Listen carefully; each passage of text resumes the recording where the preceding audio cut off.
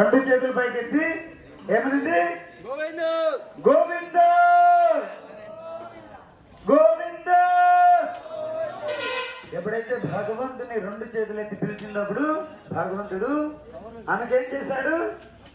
అనంతమైనటువంటి చీరను ఒసిగారన్నమాట.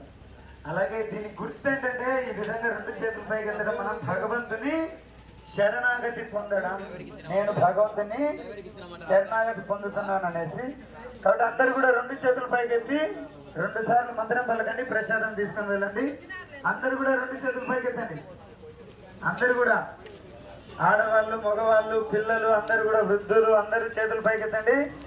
హరే కృష్ణ హరే కృష్ణ కృష్ణ కృష్ణ హరే హరే హరే రామ హరే రామ రామ రామ హరే హరే. రామచంద్ర గట్టిగా భగవంతునికి వినుపు రావాలి మీరు చెప్పే మంత్రం.